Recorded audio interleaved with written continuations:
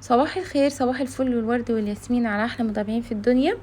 لو مستعجله وعايزه تعملي غدا سهل وسريع وفي نفس الوقت يكون طعم حلو جدا، هنعمل صينيه الكفته بصوص رهيب بقى، من غير فرن ومن غير غلبه وناس بقى اللي بتحب صوص، وبتكون بقى جوسي كده، نقدر نغمسها او ناكلها حتى بالرز. يبقى نعمل صينيه الكفته دي. يلا بينا نسمي الله ونصلي على رسول ونبدأ الوصفة بتاعتنا. اللهم صل وسلم وبارك على سيدنا محمد وعلى آله وصحبه أجمعين. معايا نص كيلو من اللحم المفروم، ويكون فيه نسبة دهن عشان تكون متماسكة معايا. ومعايا بصلاية مبشورة عصرتها كويس من السوائل اللي فيها. ومعايا كده عود صغير من البقدونس. والتوابل عندي ملح، معلقة نص معلقة ملح. ومعايا معلقة صغيرة من الفلفل الأسود. ومعايا نص معلقة كبيرة من البهارات السبايسي عشان تكون معايا سنة سبايسي. وهفضل بقى اقلب في العجينة كده لغاية ما تديني لون فاتح. ولو حسيتها ستيل كده لسه مش متماسكة، هنزل عليها معلقة كبيرة من الدقيق. وهفضل بقى اقلب فيها لغاية ما تديني قوام متماسك. ولو انت بقى مستعجلة ممكن تديها ضربة كده على السريع في الكبة، تديكي نتيجة حلوة قوي. وهصبعها كده صوابع متوسطة الحجم. لو اول مرة تشوفوني، انا اسمي شيماء عبيد. انزلوا اشتركوا في القناة وفعلوا زر الجرس عشان يوصلكوا في كل فيديو جديد انا بنزله. وان شاء الله اكون عند حسن ظنكم. ومتنسونيش بقى في اللايك. وبكده الكفتة بتاعتي ما شاء الله عليها كانت متماسكة وصبعتها بالشكل ده. عندك بقى صينية او جريل او طاسة على النار، هتنزلي فيها كده بمعلقتين من الزيت، ده انا خفيفة كده من الزيت. وهننزل بالكفتة بتاعتنا فيها. هفضل اشوح فيها كده من كل الجوانب لغاية ما تستوي وتتحمر معايا كويس. وبعد كده هشيلها على جنب في طبق. وانزل بقى في كل الدهون بقى اللي هتنزلها الكفتة بالخضار بتاعي. هبتدي اجيب الخضار بتاعي، عندي فلفل الوان وفلفل اخضر، وعندي بصلايه واحده، وجزرايه، اي خضار تحبيه بس الاساس بتاعنا الفلفل. لو ما عندكيش فلفل الوان او مش متوفر، هتعملي فلفل اخضر عادي. وبصل. حابه بقى تضيفي جزر ماشي، حابه تضيفي بقى مكعبات صغيره من البطاطس. انا عارفه ان كلكم بتعزوها وبتحبوا تضيفوها في كل الوصفات، مفيش مشكله. بس انا اكتفيت بالخضار بتاع الفلفل والجزر والبصل. هقطع الفلفل كده زي ما انتم شايفين مكعبات صغيره جدا. ده كده في نفس الوقت اللي الكفته معايا بتستوي على النار، علشان ما اضيعش وقت.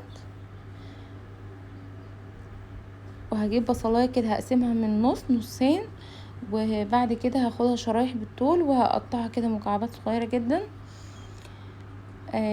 وبعد كده نشيل الكفته بتاعتنا من الجريلا، وننزل بقى بكل الخضار بتاعنا ده في نفس الجريلا اللي استوت فيها الكفته، علشان ناخد بقى البهاريز بتاعتنا بقى الحلوه اللي نازله من الكفته دي.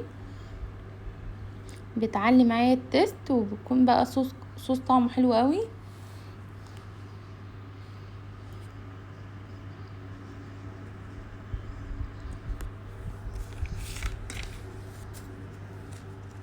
نزلت هنا بالبصل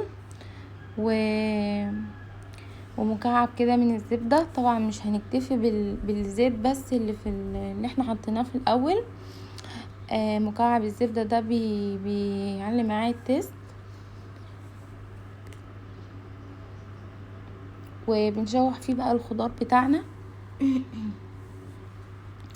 بعد ما البصل كده يكون دبل معايا وطري كده، هنزل عليه بالفلفل الالوان واديله تقليبه برضو.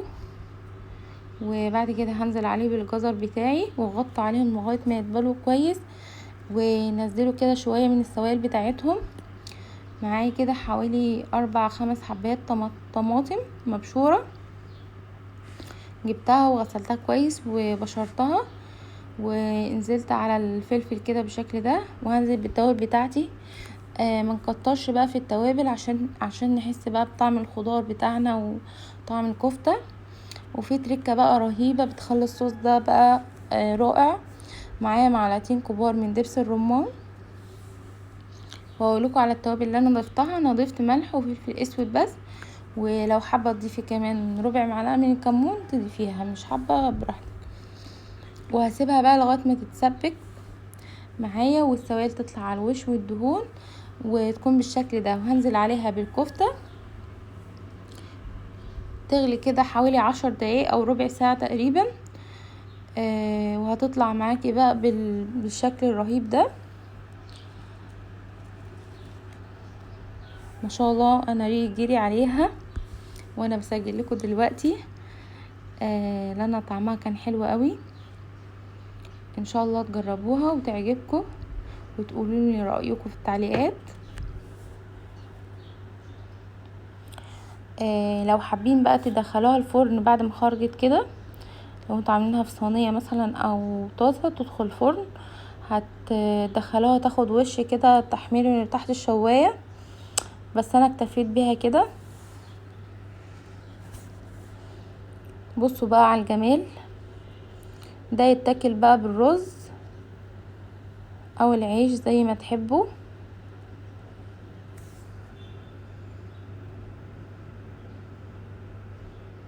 ما شاء الله وصفة مشبعة ومغذية فيها كل الخضار وطبعا معايا البروتين بتاعي.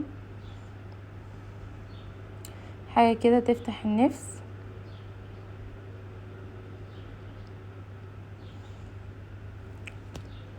هتقدموها كده مع الرز او هتقدموها لوحدها، مفيش اي مشكلة.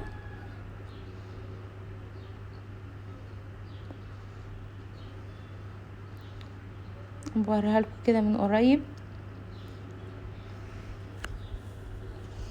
انا متأكدة انكم لو جربتوها بالطريقة دي هتكرروها كتير. وبس كده. اتمنى الفيديو يعجبكم